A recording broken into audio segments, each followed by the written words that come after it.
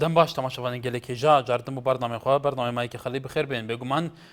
ڕۆژە بە هەرێما کوردستانیدا پرسێکی هەری گرنگ هەیە ئەویژێ ئەو پرسەیە کۆیانها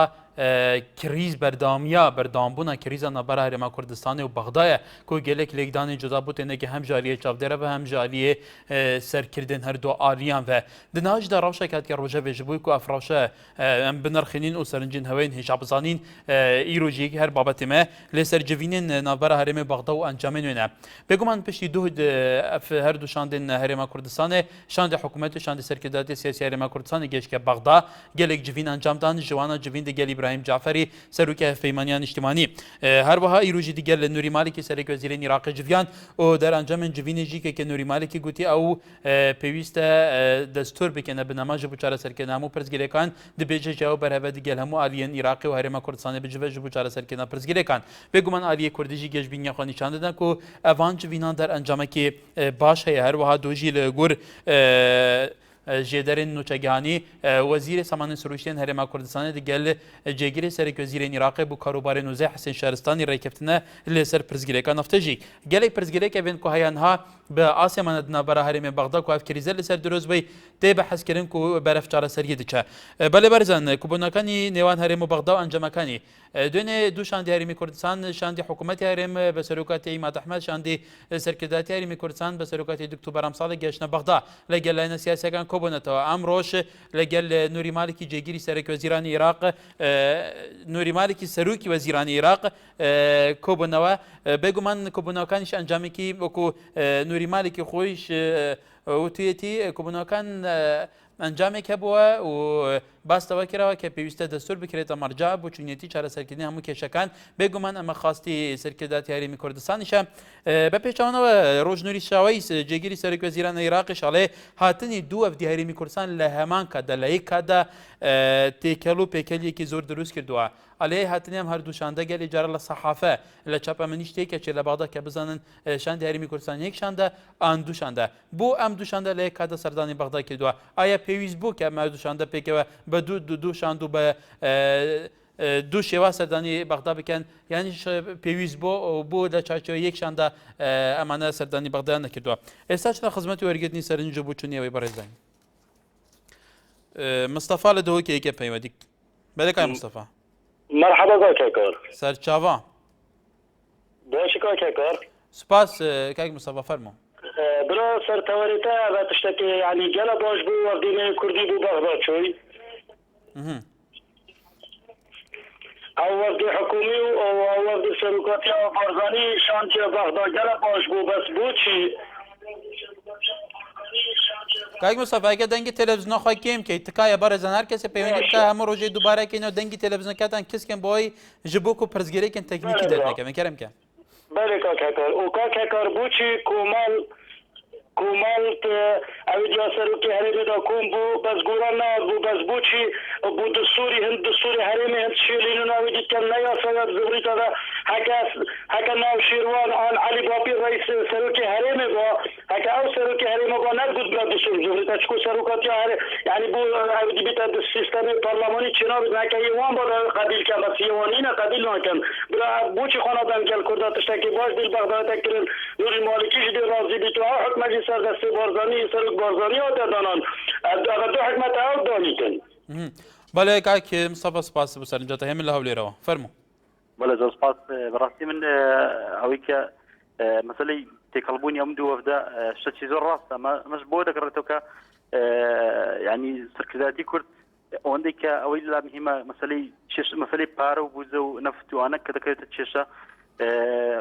ئیشی لەسەرکە و پەلەی لەسەرکەوەندە مەسەلە سیاسەکەی لاگرنگ نییە لە کاتێکدا مەسەلە سیاسەکەی خۆیان دروستیان کردی ئەگەرنا ئێمە ئەگەر سیرکەین لە عێراق ئێستا زۆربەی پۆستەکان کورد وەریان گرتووە کورد تێدا بەشدارن کەواتە کێشەمان لەگەڵ چی هەیە لە کاتێکدا تۆ خۆت نێدەری خۆت لەوێ ینی من پێم وایە ئەو مەسەلەن هەموو لە بۆیە کە مەسەلەی تاکسازی لە کوردستان دوا بخرێەوە خەڵک تەنها بی لەو کاتە بڵێ لەگەڵ عێراق کێشەمان هەیە ینی وەکو مەسەلەیەکی دەتەوەی بە خەڵکی دەفرۆشن چۆن ئێستا یاسای پیرۆزئاینەکان بە خەڵکی دەفرۆشنەوە لەسەر ئەوەی کە گوایە مەسەلەی پیرۆزی ڕەمزی و ئەم شتانە دەکەنە بابەتێک بۆ مۆزوعی یاسایەکان بە هەمان شێوە مەسەلەی سیاسی عێراقیش من بە هەمان شتی دەبینەوە کە وەکو شتێک بە خەڵک دەفرۆشنەوە گەرنا ئێمە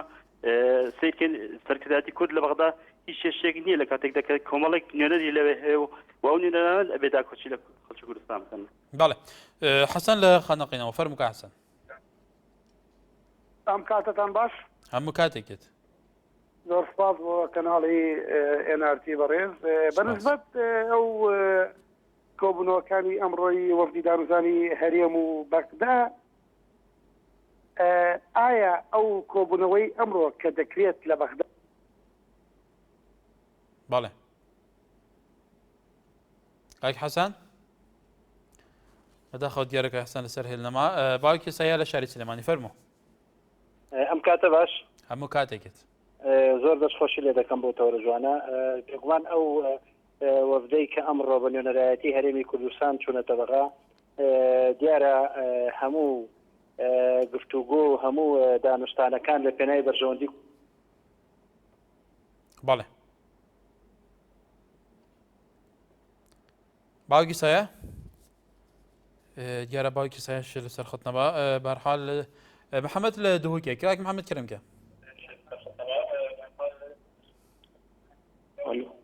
کاک محەممەد زۆر سپاس پێشتر مەگوت با کە تەلەڤیزیۆنت خۆ کێم بکەن گەلێک سوپاسکەین کەرمکە کاک والله بۆ بێتەوەرە ئەس دەژم سیناریۆ شتێکی دینیە و سپاس. بەڵێ کاک محەممەدجی دبێژە بە سینناریوە بەس نەگوت کا سینناریو بە قەناتەوەی سەرچە ساس بۆچی بچە ئەو سینناریو چییە بەسی چ دیکە و چ ڤەتشێرە چ بەرجستە دیکە بەرحال بەرزان شاندی هەرێمی کوردستان بێگومان دووشان لە یەکەدا لە بەغدانە بۆ دانوستاندنکردن گوت و بێشکردن لەگەل لایەنی بەغدا بێگومان لەسەر ئەو پرسگیرەکانە و کێشانەیەکە لە ناوان هەرێم و بەغدا بە تا ئێستا چارەسەر نەکراون هەروەهاش ئەوەی جێگە سەرنجە دوێنێش لە کەرکۆکێ لە سەربازگەی کەیوان هێزەکانی ئەمەلیاتی دیجلە خولێکی سەربازیان تەواو کردووە و ڕێوڕسمێکی بۆ ئەم خۆڵە بەڕێوە چووە و فەرماندەی هێزەکانی دیجلەش تیا ئامادە بوو بێگومان هەموو لایەنەکان بانگێش کرد بۆ بەڵام لە تەنیا لایەنی کوردی بەشداری لەم ڕێوڕسمە نەکرد هەروەها لایەنی کوردیش وەکو هەم پەرلەمانتار خالد شوانی لە پەرلەمانتاری شاری کەرکۆک و بەرپرسانی کورد لە ئەنجومەنی پارێزگای کەرکۆک لە شاری کەرکۆک باسیەوان کردووە کە ئێستا شەوان قەناعەتیانەوەیە کە ئەم هێزە هێزێکی نەیاساییە و ئەم هێزە بۆ ئەوەی دروست نەبووە بۆی پرسگیرەکە ئەمنیەکانی کەرکوک چارەسەر بکە هەروەها خالد شوانیش ئەڵێ ئەم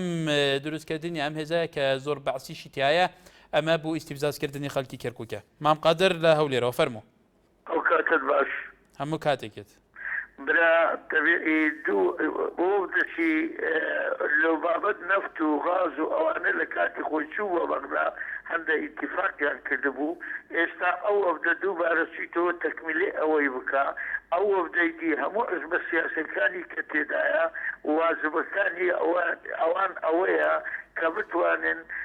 مالشي اقناع بكم بو اوي دستور بكنا بنەمایەک بۆ وتوێشکردن بۆ چارەسەرکردنی کێشەکانی تر کە پەیوەندی بە نەتەوەیی کورد وایە ئەوە بە تایبەتی مادەی 140 ئەو لێرەدا مالیشیش ئەمە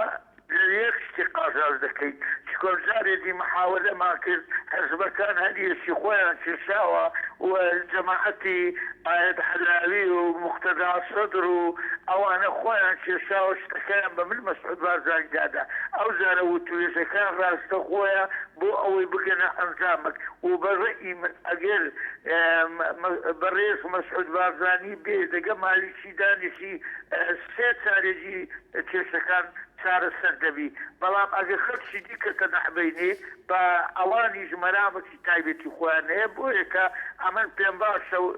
گەشتبینیشم ئینشاءالله. بەڵێ مام قادر بەڵێ سوپاس سەرنجی تۆ بابێ حەسەن لە ئاخری کەرمکە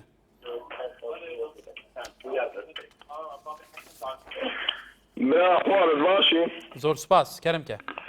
برا ئەم پرسیارێکەیە بەڵێ کاک حەسەن بابێ حەسەن ئەگەر تو تەلەڤیزیۆنەخوا کێم کە ئەم هەموو گاوا دووبارە دەکەین ji ber ku nebe pirsgirêkê kêşaka teknîkî durust bî dengetê ku pêwîst nayê me bînara neve bohemaya tikaya herkesekê pêwendî ke televîzyonê kêm kin kerem ke kak babê Hesen برا اول بو ته معاشه زیروانی جماعت ناوچای جماعت خو جماعت بس نا خو اوی دیگه نبیتن بس او جماعت تک شر نبیتن یکی هستا و یکی هفته بس وازیدن نبوا اوش الزفاله هم مشكله بس يوازيدن نبوا تفرقه نقول دیگه خالی و نقول دیگه خراب زيد ابوش او باش قصي او عندك 10 مليون وقتنا عندك 12 مليون وقتنا لسري لبوان هذا لبو باشي منات بله بابی حسن میویدارین جن پیوندیدار گوداریاتا کرد به کتود بیجی بس معاشین وی بشی یه نارتش زیاده نبوده سپاس بو سرنجات کل عربه توا فرمو آره باش باشتر دەستخۆشی بەرنامەکەت لێ یەکەم دیارە بەڕاستی تەوەرێکی جوانە لەسەر و مەوزعی کێشەی کە لە نێوان ناوەند و هەرێمی کوردستانە هەیە بەڵام بەداخەوە هەموو کاتێک کێشەکان دەکرێت بە کێشەیەکی سیاسی و مزایدەکردن بەسەر خەڵکی کوردستانەوە ژینا ئێمە گەبگەڕێنەوە بۆ دوای 2003 حتما کاتێک کە کێشەکان دروست بووە فترەیەکی زۆر کەمی خەیان بوو بەڵام لە دوای ئەوە دەبینین لە دوای حەڤەی شوباتەوە ئەگەر بزانین کێشەکان دائیم قۆڵەکرێتەوە دائیم زەقەکرێتەوە ئەویش لەبەر چیە لەبەر بەڕاستی بیربردنەوەی خەڵکە لەسەر ئەو کەم و کوڕانەی کە لە کوردستان هەیە بیربردنەوەی خەڵکە لەسەر ئەو هەموو گەندەڵی و ستەم و یعنی بەڕاستی تۆ سەیرەکەی ئەمڕۆکەوە بدێکیان ناردووە بۆ بله بله کاکی اکو بده خود یار پیوندی کاکی اکو بچرا سپاس خالد لشاری کرکوکی فرمو کای خالد واره باش سرچاوم باشتر دەستخۆشی بەرنامەکە لێ یەکەم زۆر سپاس فرمو بەڕێز من شخصی خۆم زۆر گەشتبین نیم بۆ چۆتە بەغدا لەبەرەوەی جەنابی مالیکی بە بەردەوام وعدەدا و جێبەجێ ناکا من نمونەیەکی بەسیتت بۆ دێنمەوە نۆفەت دوێنم زەوی کشتوخاڵی کەرکووک لە وەزارەی زراعە و لە ئەنجومەنی وەزیران و لە پەرلەمانیش موافقە لەسەری کراوە ئێستا ماقی دوو مانگە لە وەزارەی دادی عێراقیە تا ئێستا خۆی ڕایگرتووە یعنی بەدەستێکیان خەست ئەو ئەمرێ ڕاگرتووە کە لە ڕووی ئیداریەوە ئەو زەوی کشتوخاڵیان بگەڕێتەوە سەر بگەڕێتەوە ناوی خاوەنی شەرعی خۆیان ئێمە بەداخەوە تا ئیمڕۆکەش مەعارەزە هەر ئەڵێ ئەم شتە کێشەی شەخصیە لەگە سەرۆک بارزانانی فەرق بارزانانی کێشەی شخصی هەیە لەگە مالیکی ئەمان بە بەردەوام لایەکی ترێگرن یانی ئەوان بە بەردەوام ئەڵێن تاکە ئەمە کێشەی شخصیە باشە نۆسەد ئەم زەوی کێشەی شخصیە کە موافقە کراوە لە وەزارەی زراعە و لە پەرلەمان و لە ئەنجومەنی وەزیران مالیکی ڕایگرتووە بەداخەوە سپای دوێنێ مەراسمیان کرد دەبایە وەزیری پێشمەرگە شتایەکی زێرەبانی بە هاوڕێتە کەرکووک ئەویش ئەرزی ئازاڵاتی بکرایە وەکو ئەوان بەڵام بەداخەوە ئەوانەی خۆمان وەکو بەرپرسیارەتی خۆیان دەوری خۆیان نابینین هەموو کێشەکان دەزێن بۆ سەرۆک مەسعود بارزانی و دواییش ئەڵێن کێشەی شەخصیە بەرپرسانی خۆمان دەوری خۆیان نابینین و بەڵێ کای خالد شەخصی نازدەن دەکەن بەڵێ سپاس پەیوەندیکەت بەروارت لە هەولێرە فەرموو دامێتە باش برا باشتر کاک بەروار کەرەم کە باشین ئینشەڵڵا زۆر سپاس فەرموو برا ئەم دەستخۆشیە سەرۆک بارزانی بکەن براش بری هر تشتکی وکی بی برادر پیش منو که آخفتی سرک بارزانی چه عینات وکیل بشه ملودی نوری مالکی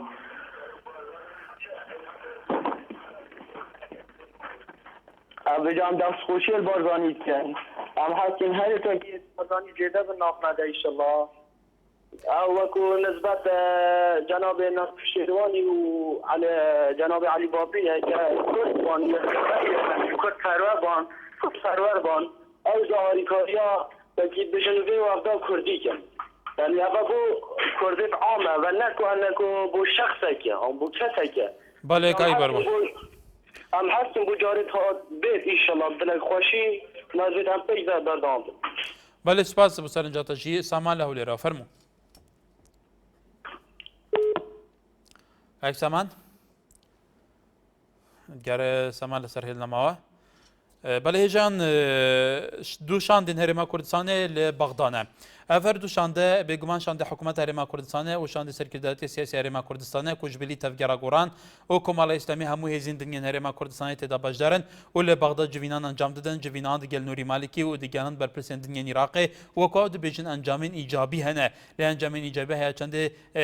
و کو جوینین بری بنان اف جوینا گوتو بجو رکفتنامن کو لها فاطن سرتتا کرن دیت سر عردی هنا براکتیزه کرن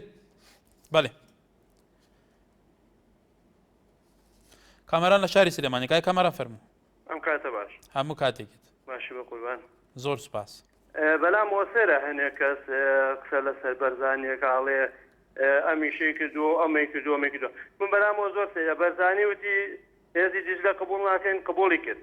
بەرزانی وتی مەسەلەن منەوتی ئەمە بڕیار هەیە قبوڵی ناکەینەوە قبوڵی کرد ئێستا وەفدێکی حیزبی پێکەنەوە چۆتە بەغدا دەڵێن گۆڕان بەشدار نەبوو ئاخر گۆڕان لەسەر چ ئەساسێک بەشدار بێتەوە لە بەرخا بە مالیکی دوتووە نابێ بەشدار بێ جیان وەسیدیە بێیان بەشدار بێ لە حکومەتەکە ئەمە یعنی چی یعنی ئەمە بانێکە و دووەوە زۆر سپاس جەنابە بەڵێ سوپا بۆ سەرنجی تۆش ساسان لە شاری سلێمانی فەرموو ساسان لە سلێمانیەوەی کە لەسەر هێلمابی ئەلۆن کاتۆ باش هەموو کاتێکیت فەرموو دەستخۆشی بەنامەکە لە یەکەم زۆر سپاس کاک سامان فەرموو وەڵی یەکو ڕەخنەیەک لە یەکم لە بەڕێزە هەیە لە خزمەتدام وڵی هەستم کردو کەسانی کە بە شان و باڵی سەرۆکی هەرێم و پارتیە هەڵێن بەڕێز بە ئارەزی خۆ کاکیانەیەتە ئەو کەسانی کە ڕەخنەیەک نێسەڵی ببوورە داوای لە بنەکەی خوان لەگەڵ تەنها بزانم ئەم جیاوازی بۆ لای بەڕێزەکرێت کاک سامان نفسی سەرنجی توی پێچەوانەشەیە گەلەی جاران خەرکانی تیکە پێچەوانەی ڕایی تو بیرەکەنەوەڵێن کاکە ئەو کەسانەی کە بە شانوباڵی ئەوانی دیکە ئەڵێت سەرکردەکانی گۆڕان بچەرکەسێ تومەجال ئەدەیت ئەوانی لێرە ینی ئەو بیرروکە لە لای جەناب تا پێچوانە ئێمە لێرە تەلەڤیزیۆنێکی سەر بەخۆینە ئەو کەسێک قسەکات من بەرپرسیمە لە بەرامبەر قسەکردنیە و ئەو خۆش ئازادە چون سەرنجی خۆنیشامدا هیوادارین ئێمە لێرە بە بێلانی لە ژێرا و دروشمێکی هەمانە قەنەعەتمان پێ ئێمە خزمەتی ئێوە ئەکەین ئێمە تەلەفۆن لەسەریش کەسێکیش نابڕین بەس پێمان باشە بە کورتی سەرنجی خۆتان نیشان بدەن بۆی خەڵکی دیکەش مافیان هەبێ قسە بکەن فەرموو وڵی سەبارەت بەمەی کۆبوونەوەانە من هیچ ئیمانەکەم پێینێ لەبەرەوە تەنها ئەوەیە بۆ ڕێکەوتی کۆمەڵە پارێ ئەگەر پارەکە سەریگرت ڕێکەوتنێکی نیشتیمانیە و بۆ ڕووکەش بەڵام لە ژێرەوە هەموو تووڕەبوونی بارزانی بە پیشاندانی یەک گەڵای دۆلار لە مالیکیەوە هەمووی سافە بێتەوە هەموو تووڕەبوونەکەی پارە و نەوتە غازە ماوەیە مالکی دۆستی کورد بوو پشتی کورد بوو جەعفەری خراب بوو تەنها پارەی نەوتەکەی بڕێ بوو بە دوژمنی کورد نازانم چی کۆبوونەوەی لەگەڵ ناکەین دار و بەجای دڵنیا بەمە ینی بەسە خەڵخەڵەتان بەسە خەڵکی فەقیر خۆڵکردنە چاو خەڵک یعنی خەڵکی یعنی کۆمەڵێکی داماو هەیە وەکو نەکبەتی شەڕەکە تووشی خەڵکی نەکبەتەکان قسەکان ڕەخناگرن با بەسەرکردەکان دڵنیا بە هەموو بەرژەوەندی بە تایبەتی شخصی بەرزانی بەس پارەیە دڵنیا بە هیچی کەس نێ ئەوانەشی کە بە شان و باڵێ هەڵێن هەر سەردەمی سەدام چۆن زێڕا و سەرۆک زێڕا بوو هەر ئەو سەردەمەیە کۆمەڵێک بۆ نانی نەبڕێت سەرۆکی ناوەتە تەنها ئەوەی پارۆکەی چەورە من خەڵکی خۆمە ناسم بە پلەی چی تاعی خانەنشینیان کردو نزیک 4 ملیۆنی هەیە طبعا کوڕەکەی هەتا ئەمرێ لە سەرۆک هەتا ئەمرێ بەدەم خەویشەوە لە سەرۆک کەسی قوربەسەر کێسە دینار لە جیفانە کەسێک کە تاسەیەکی من تا ئێستا تعین نەبووین سەرۆکی چی من بەڕاستی نە سەرۆکە بیم لە وڵاتانە حکومەتە بینم بەڵێ کای سامان کەواتە توش سەرنجی خۆنیشاندا هیچ گلەیەکی نەما نا بەڕێزی زۆر سواد دەستی خۆش بێ سەرچاو هەژار لە کفری فەرموو کاک هەژار کاک هەژار سڵاو کاکە کاریان سەرچاوم باشی بەڕێزم زۆر سپاس فەرموو وڵایی من قسم لەسەر تەوەرەکە نیە بەس هەندێ ڕەخنە و گلەیم لە کەناڵەکەت هەنەیە بەڵێ هنا هەم لە تۆڕی کۆمەڵایەتی فەیسبوک کۆمنت ئەنووسم لە کۆمنتەکەمە خوێندنەوە تەلەفۆنەکەش ئەمڕۆ یعنی بە ئاسانی بۆ وەرگیرا چەند جارێ هەڵمدا بۆم وەرناگیرێ یعنی جاری وا هەیە بەخوانیە 100 جاری ڕێک تەلەفۆنەکەم وەرناگیرێت هەتا کۆتایی بەرنامەکە تەلەفۆنەکەم وەری ناگرێت کاک هەژار بێگومان ئێمە ئەو بەرنامەیە تایبەتە بە خەڵکی کوردستان بە هەموو توێژەکانەوە بە هەموو ئاڕاستە و بیرکردنە جیاوازەکانەوە ئێمە زۆر پێ خۆشحالین کە ئێستا تێلەف ببوورە لەوانەیە دەختێکی زوو لەسەر هێلەکانی ئێمە بێ لە تۆری کومەڵاتیشدای لە بورینەکە نەگەر خەم ساردی ئێمە بێ ئێستا لە خزمەتای فەرموو نا کاکە کاریان هنا بەس داواکاری مێ لە ئێوە ئەگەر بتوانن ژمارەی ئاسیسیێڵش دابنێن چونکە ژمارەی کۆڕەکان بۆ ئاسیا ڕەنگە خەڵک زۆر لەسەر خەدەمێنێتەوە وحدەی زیاترە باوە لە سەبارەت بە سەردانەکەی دوێنێ بەڕێزنی شێروان بارزانانی بۆ شاری کفری بۆ گەرمیان بەتایبەت هذا كلار كومولي بليني دا يعني بردي بناغيشن بروجيكشي انا بلان بشاري كفري شاري كنوت يقطع على قضايا فانا بلينك شي ندا كبلينك حتى اني شي بعد سر شاري كنوت يقطع على قضايا في سبيل اويك بارتي ديمقراطي كردستان لهالجاردين صالح 2009 هات شوارفض نجي هنا اي لبر اميا پێتۆیە لەبەر چییە؟ بێگومان لەبەرەوەیە شارێک یعنی نفوسی دەنگدەری پارتی دموکراتی کوردستان هەبێت بێگومان هەر لەبەرەوەیە دەست خۆشکار سوپاس کاکەژار باوکی هیوا لە شاری سلێمانی باڵە باوکی هیوا بەڵێ سڵاو لێ بێ دەستخۆشی بەرنامەکە لە یەکم کاکە زۆر سوپاس فەرموو زادی چۆنە خۆی لە ڕاستیە ئەو وەختەی کە چۆ بۆ بەغایەمە چۆن کەسێکە بە ڕۆژووە بێ چاوەڕێی بانگ و ڕۆژوو بشکێنێمەمان چاوەڕێی شتی باشەکەین و چاوەڕێن کە شتی باش بێت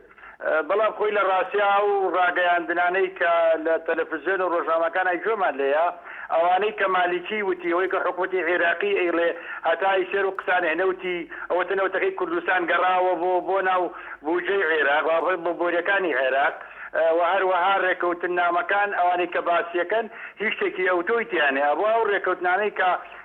کە باسیەکەن ئەبووای یەکێ لەو ڕێکەوتنانە هیچ نەبێ هاوبەشکردنی ناوچە دابراوەکان یان نەتە داگیرکراوەکان باوا بڵین ئەبووە بووایە بە هاوبەش بە یەکەوە هاوبەش بوونە ئیسا مالیکاتۆتە سەر سکمان بەجێشێکی گەورەوە ئەمانە چند باسیەوە کە نەوەڵا نەوتمان گێڕاوە بۆ عێراق تەنانەوەتە لە قسەکانی بەڕێز نوریشاوەتی شاویش خۆی گرەی لە وەفتەکەیە ئەو وەفتانە کە کاتی عەرەبەکان چاوەکەن باوەشێکیان بۆ کردنەوە یعنی بە قەناعەتی من با ئەو برادەرێنی و نەباوەشی بۆ خەڵقی کوردستان بکردەوە کە کاتە سەرۆکی حکومەت بوو وازام خەڵقی کورد سپاسیە کرد بەڕاستی ئێمە وەکو میلەت وەکو خەڵق گەشتبین نین بەو ڕێکەوتنانە بەو ئیشانەکە ئەکرێ هیوادارین ئەم جۆرە کۆبوونانەیە ئەم جۆرە سەردانانە بگۆڕن بە شێوەیەکی تر بەڕاستی ئەمە بێنەتیجەیەوە خەڵقی کورد سوودمەت نابێ بەڵکو و گەورەترین زیانیشی لێکرد بەڵێ باوکیەوە سوپاس سەروەت لە شاری کەرکووکەوە کاک سەروەت فەرموو کاتت باش هەموو کاتێکیت کای سەروەت وەکو کەرکووکەی کە لە شاری کەرکووک قسەکەی دوێنێ عملیاتی دیجلە ڕێوڕسمی دەرچوونی خۆلێک بەڕێوە چۆ بێگومان لەوێ و فەرماندە عملیاتی دیجلەش بەشدار بوو هێزە کوردیەکان لاینە کوردیەکان لاینە فەرمیە کوردیەکان لە کەرکووک بەشدار نەبوون پێکەنانی ئەو هێزە و ئەو ڕەوشەی دوێنێ لەوێ تا چەند کاریگەری لەسەر ڕەوشی کەرکووکە بووە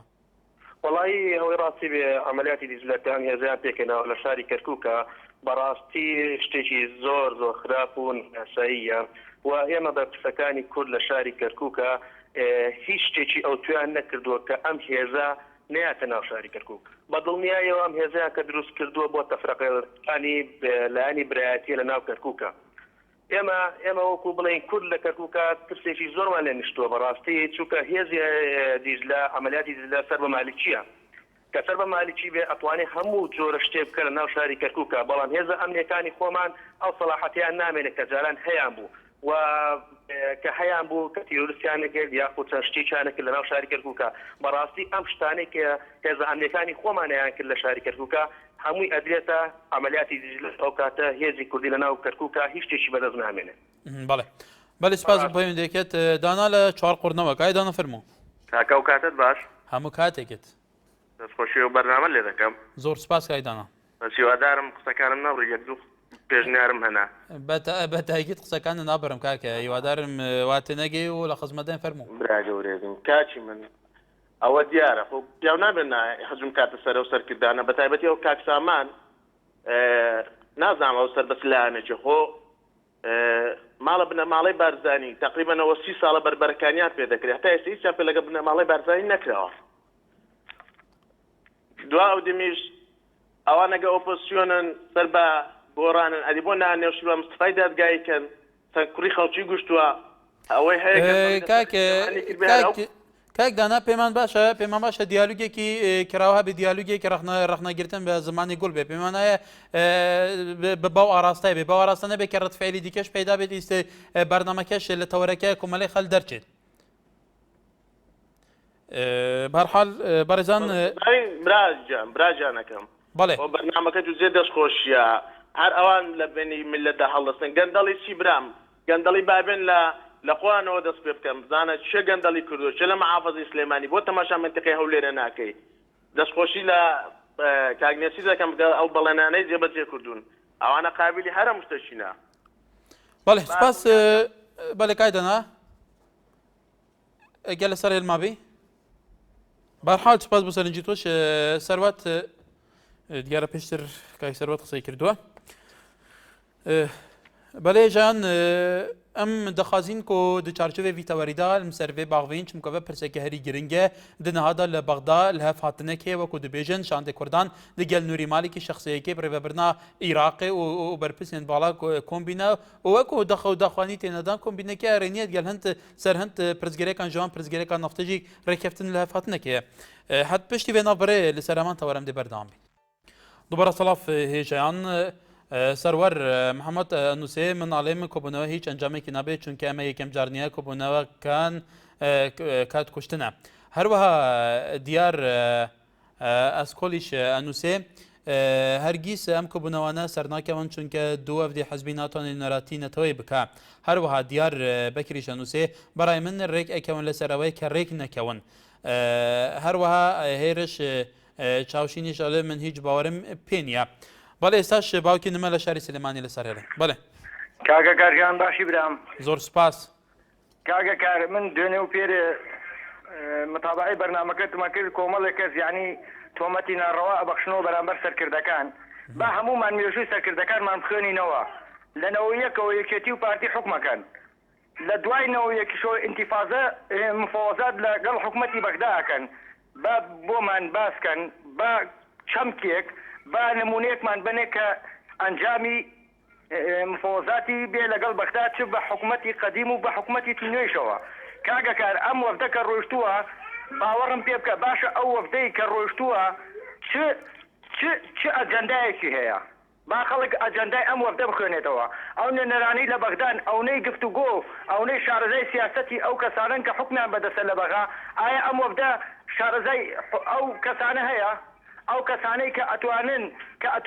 کە ئەتوانن نقطەی زۆفی مالکی بگرن ئەمانەی ئێمە ئەزانن نەخێر. بەڵێ ئەم وەفدا بە نوێنەرایەتی سەرۆکی هەرێم چووە بەس لەبەر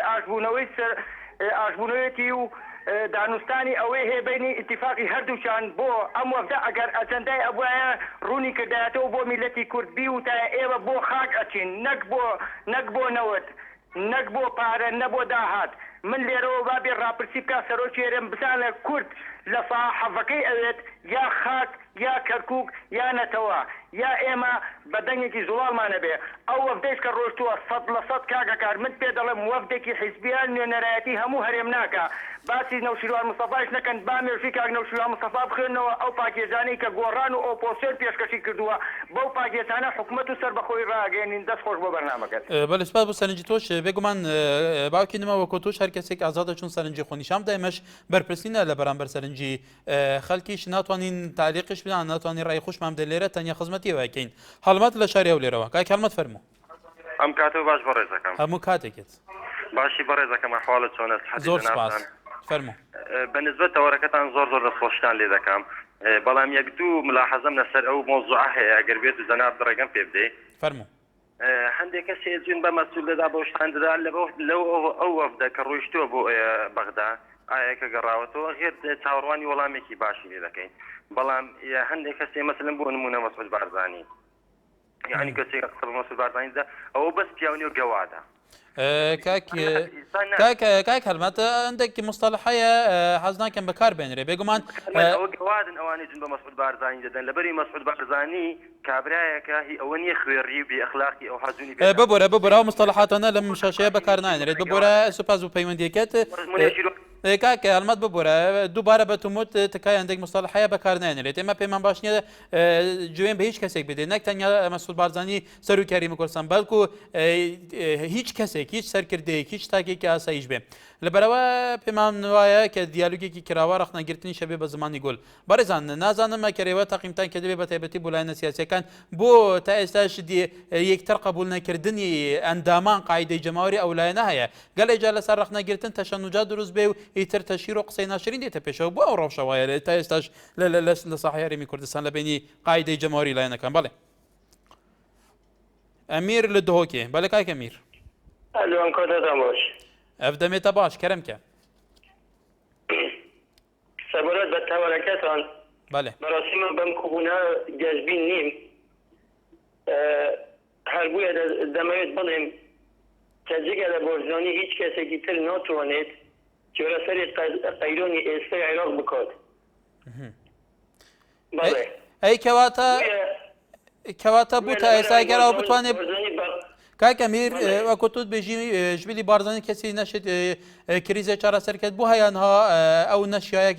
هەوڵ نەدایە کریزە چارەسەرکە ئایا هەوڵ نەدایە چارەسەرکەتان ئیرادەکە بۆ چارەسەر مەدەم ئەو شتنی چارەسەرکرد بەڕاستی هەموو کۆدێک ئیرادەیەکی زۆر بەهێزی لەلێ بۆرژانی هەیە بەڵام لە بەداخە تابینی لە نەچێشەکانی تری هەرێمی کوردستان پشتی ناگرێن یعنی هۆری لەکارەکانی داواکاری ناکەن بویە لەبەرش پێم وایە تۆ ئێستا بارزانی خۆی نەچە لەم ناوەندەدا و کاری بوو چارەسەرکردنیان کێشە نەکردووە. بەڵێ سپاس بۆ سەر بەڵێ کاک ئەمیر بەڵێ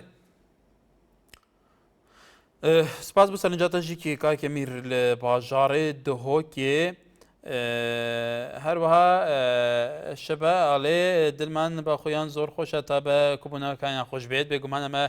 سەرنجی خۆیەتی هەروەها کارزان ئیبراهیمی شانوسێ کۆبوونەوە لەگەڵ بەغدا بوو کاتکوشتنە وەک ئەوەی لە 11 ئاداری 7 ملی بۆ کورد کەچ کرد تاوەکو سوپایی ملیونێکی دروست کرا و یەکەم داوای زانکۆی قەڵات دزێت و باران کرد. محەممەد لە شارە زورەوە بەڵێ کای محەممەد کاک محەممەد فەرموو ئەم کاتە باش هەموو کاتێکت وەڵی بەڕێز من بە نیسبەتی ئەو دووەفتەوە کە چۆ بۆ بەغدا تەوەرەکە لەسەر ئەوەیە وایە بەڵێ نابوو دووت دوو لایەنە بچێ هەم لایەنی حیزبی هەم لایەنی حکومی لایەنە حکومیەکە بچوایە لەوانێت تەئسیراتێکی بۆ وایە چکار ئەمە ڕێخۆشکردنێکە بۆ دانیشتنی داهاتوو بەڕاستی ڕەخنەیشم لەو کەسانە هەیە کە جنێوە دەن ئایا پارتیە یەکێتیە هەر کەس هەیە من لەگەڵەوانیم شتێکی زۆر هەیبوو زۆر ناشینە لە 64 خەڵکیش خۆی تاقیەکاتەوە بە بنەماڵی بەرزانی و بە شۆڕشی پارتی هەر ئارەقڕستنیان بۆ ماوەتەوە دوای خەجاڵەت بوون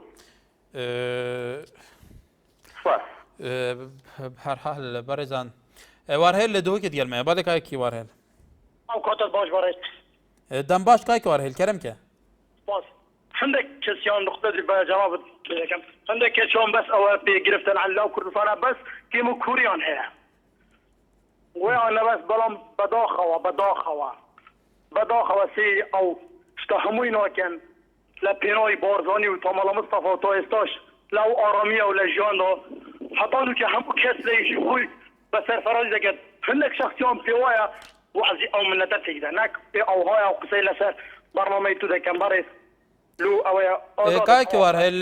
بۆ تەژی بوانجی بوار کەسێکەجی تەوارێمە دەوارێکی دەستنیشان کردیان بەحسی ئەنجامن جڤینە بەغدا دکەن یا ئەلیین سیاسی یا هەردووشان دێن هەرێمە دیگەل بەغدا دیگەل نووری مالێکی دیگەل بەرپرسێندن کوواکۆ چاپەمەنی دەبێژە ئەنجام هەیە بێگومان ئەوێ بۆ یاسەدەم کە بەحسیان دێت تێتاکردن بۆ جی هەرێمە کوردستانە بێتە کێمکردن بەحسیان دێت تێتاکردن هێزا ئارتشە عێراق تێتە پڕچەکردن کوردان مەترسیایە گەلێ مەلەفێت گەلەی خەتەرترەنە ئەم دخوازی لەسەر وێ نەک لەسەر ناوخۆی کێک چێکرد سەرکردایە چێکرد ئەنجام باشتر بی و یا خراپتر بی ئەم بەحسێ وێتکەن ئەم حەزکەن لەسەر وێ باغن بەس چ بکەینی تر سەرنجە خەڵکیە ما ئەم چ بکەین نەزانم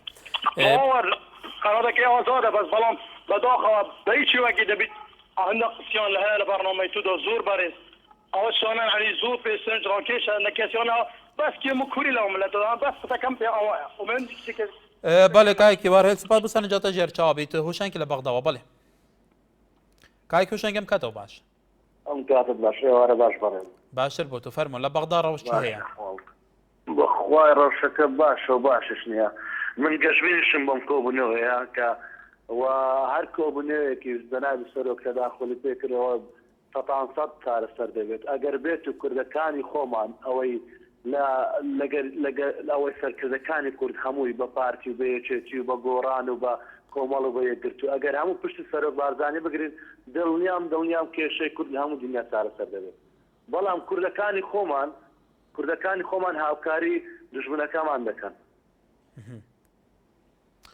بەڵێ لە چ ڕوویەکەوە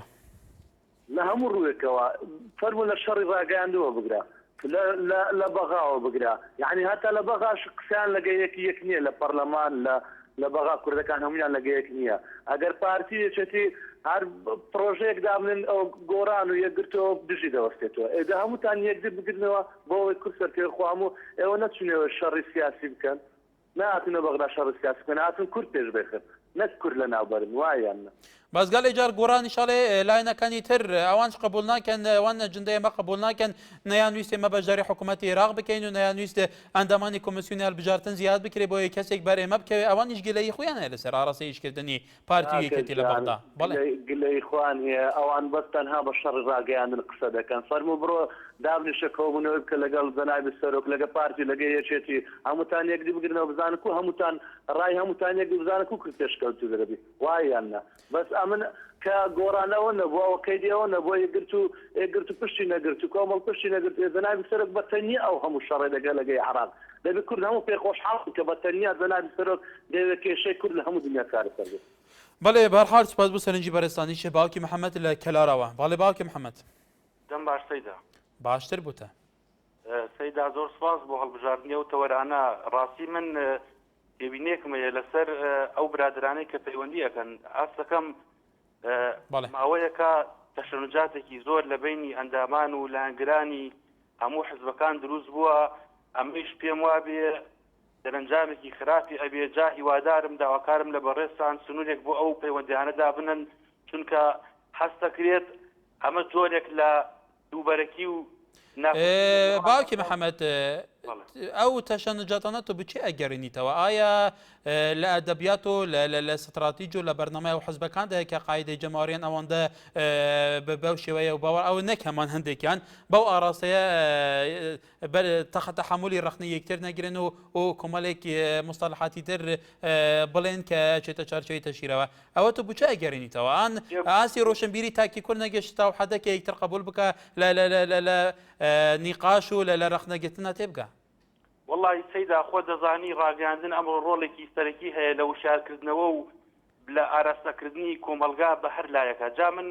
پێم وایە ئەمەش لە ئەنجامی ئەو ڕاگەاندنانەی کە لە بینی حزبەکانە کە لە بینی حکوومەت و حزبەکانی وپژنە کە لە دژی یەکتری ئەیکەن ئەمایش ڕنگدانەوەی لەسەر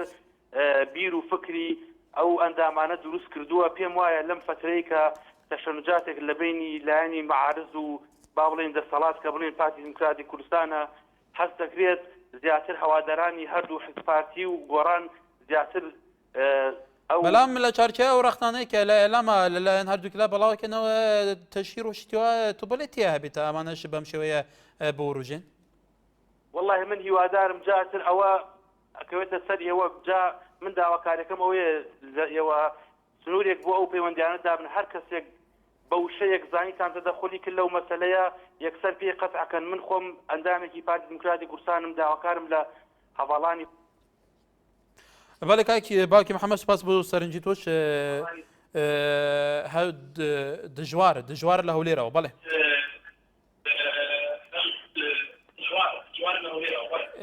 کاک دژوارەیە کە تەلەڤیزیۆن خاکێم کە یەکەم جار و کەرەمکە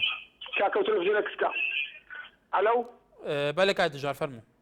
برای بەڕێز ئەمە زۆر کەیفمان دێ بە قەناتەکەتان تەماشا دەکەین هەموو جارێن بەڵام وای لێ هاتیە لەبەر زمان و زمان پیسی خەڵک هەتا قەناتەکەین گۆژ وا لەبەر چاومان دێتە خوارێ بۆیە داواکارین لە بێڕێستان ئەوەی قسەچی ناشیرنی کرد یەکسەر قەتعکەن لەسەر یەکە قەتعکاتان کرد یعنی ئەوە تۆتان شکاندن لۆیە باشە دائیمەن قسەی خەڵک خۆش بی خەڵک هەست و زیاتر لێ ڕابگری ئەوجە مەسەلەکەم هەوەیە لە دوای مەسەلەکەش قسەکەتان لۆ دەکەم کابرایەکی مسەقف دانیشت بوو لە دەو ئاوەکی دەیخین دیان مەشروعەکی لە بندەستی بوو کە فکری لێ دەکردەوە چۆن حەلی مشکلەکەی بکە بۆ خەک لەبەر دەستی هەر دەیقیڕاند ئەویش سەبر بەردی تێدەگرت و وەی دەکرد بۆقەکە کردی ئەو خیندەکە و فکرەکەی خۆی بکاتەوە بۆقەکە هەر وازی نەدەینا هەر دەهات لە ناو زەنگاوەکە و قوڕاوەکەی دەیخیڕاند ئاخیر شت ئەو کوڕە مسەقفە تووڕە بوو یەک پسی گەورەی لێ کرد گوتی چیەوە تو تەڕابی بۆقەکە دەستی بە پێکەنی کە ئاها بەخۆم لە ناو ئایەمە بەخۆم تەڕم چ تەڕبم بەڵام ئەوانەی جوێن دەدەن ئاها هەمان ئەو بۆقەنا تەڕنابن ئەگە 100,000 تفیان لێکەی بۆیە داوا لە بەڕێزتان دەکەم جارێکی داواتان لێ دەکەم ئەوانەی جوێن دەدەن ئەو بۆ قەنا زوو لە سەریان بکوژێنەوە و هەتا غیرەتیان هەبی زارەشنی بەڵێ کاک دژوار سپاس بۆ سەرنجی تو بێگومان ئێمە لێرە خزمەتی ئەوەی بینەرەکەین زۆریشمان پێ باشە کە دیالوگێکی کراوە و منطقی هەبێ زۆریشمان پێ باشە کە ئەگەر ڕخنابێ بە زمانی گوڵ هەبێت تەشیر تیانە بێ بێگومان ئێمەش بەرپرسانینە لە بەرامبەر سەرنجی خەڵکای کەسێکیش تەشیر کرد بۆ یەکسەر تەلەفۆنمان لەسەر قوفل کردووە و ڕۆژانە شتێکی لەسەرەوەکەین کە تەشیر نەبێ ئیتر ئەوە خەڵکە منیش بەرپرسنیمە چی بکەم هەکەر هەش بن بێگومان ئەوەکەرەبا ئەو نمونەنە زۆر کەم و دەیگمەنیشن بارحال سپاس بۆ سەرنجی تۆ محەممەد لە شاری هەولێرەوە کای محەممەد فەرموو بەڕێزەکەم وارە باش باشتر بۆ تۆ خۆشی تەوەرەکە لێ دەکەم زۆر سپاس فەرموو کای محەممەد وڵی کاکەمە بەرەزەر لە پاکەکانی شێ بەڵێ يعني معاشي همو وزار أو كان هذا تنا بس معاش ما تعرف بدأوا لكن ده حكومة ترين كردستان تجوز مع الراتب كده إيوا سربكام شيني فرمينا سربكام وزارة برا براتي نبوي باش كم جاي لسرنجيتو به أنا برز كان سربا باكستاني بارشي عند بارشي منارة يعني مديرة ماندوية كريستوش معاش ما تقريبا يعني 8 ما يدين ما يقدر يعني بارش بس سكتي فرد المعاش وذي بس أقربوا ما يعني كل معاش ما بين هم الصعب ما رمضان كريت بالك هيك محمد ودار سنجيتو بلاين بين درجات به كان عان لكويا فرمو الفوشي برنامج اللي كم زور سباس كايك كان عن فرمو والله استبعد بوتوران عنده وشي ناقوش بس كاك المظهر دول براسي عيبو انا هي في التلفزيون يعني براسي ما تشيك يعني دربروديا لثقافتي وكسيا انا شو في التلفزيون او كنال او جوره او هالله اقصدنا بجاناك ويا الله مكاك مثلا اوديكم انت بوت والله بجوا يا عالم خذ جوادي خلق جوادي برحال بله هجان اوه برنامه مایک خلکی برنامه جاده کردستانیه کم برنامه کو سرنجو نارین جاده کردستانی لهمو آراسیان لسر پرزگیره کو او بویرین گرمین روجه وردگره ام گلی دی خوشحال بین اگر دیالوگا جاده کردستانی دیالوگی که گلک منطقی بو بیتش نجاتو بیتشیرو بی نافزراندن بر مرزتین بو یک بیکن هوین هجا کو هیا ناهین بینرین گلک هجان برنامه مبوی هیا صبحی تورکی گرمتر داد خدمت آدابم هر شادو بختوار بنوار باش